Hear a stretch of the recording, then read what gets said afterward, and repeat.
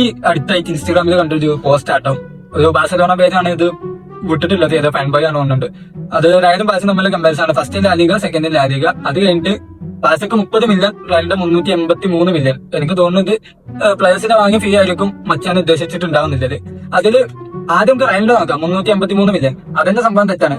കാരണം ഇതിൽ എംബാപ്പനെ കിട്ടിയത് റയലിന് ഫ്രീ ആയിട്ടാണ്. പിന്നെ ബെല്ലിംഗാമിന് 103 മില്യൺ ക്ലോസിനാണ് കിട്ടിയിരിക്കുന്നത്. പിന്നെ ഒരു അഡീഷണൽ ബോണസ് 30 ഉണ്ട്, അത് വെച്ചിട്ട് ഒരു 130 മില്യണ് ബെല്ലിംഗാമിന് കിട്ടിയിട്ടുണ്ടാവും. വിനീഷ്യസിന് 46 മില്യനാണ് കൊടുത്തിട്ടാണ് റയൽ സൈൻ ചെയ്യുന്നത്. ഇനി ഇത് ഈ എംബാപ്പന്റെയും ബെല്ലിംഗാമിന്റെയും വിനീഷ്യസിന്റെയും കൂട്ടിയാലും 150 മില്യനെ മച്ചാനെ ആവും. അതുകൊണ്ട് ഈ 350 മില്യണിലൊക്കെ എവിടെ നിന്ന് തള്ളി കയറ്റിയതാവും. പിന്നെ ഇതില് ബാഴ്സലോണ ജയിക്കാട്ടിയും കോമതി നമ്മുടെ 30 മില്യൺ ആണ് ആടെ എഴുതിയിട്ടില്ല. അത് യമാല് ഫ്രീ ആണ്, യൂത്ത് പ്ലെയർ ആണ്. ഓക്കെ, ഇനി പെട്രിന്റെ കേസ് എടുത്താൽ പെട്രിക്ക് ഏകദേശം 5 മില്യൺ ആണ് ഫസ്റ്റ് ആയിട്ട് ഓഫർ ചെയ്തിട്ടുള്ളത്. പിന്നെ റിലീസ് ബാക്കിയുള്ള ക്ലോസ് ആയിട്ട് ഒരു 20 മില്യൺ ഉണ്ട് നോക്കിയപ്പോ കണ്ട്, പക്ഷെ ഒഴിവാക്കാം 5 മില്യൺ. ഇനി റാഫിനക്ക് ഏകദേശം 58 മില്യൺ കൊടുത്തിട്ടാണ് റാഫിനെ ബാസ ടീമിൽ എടുക്കുന്നത്. പിന്നെ ബാക്കിയുള്ള അഡീഷണൽ ബോണസ് ഒക്കെ ആയിട്ട് 65 മില്യൺ ഇത് വരുന്നുണ്ട്.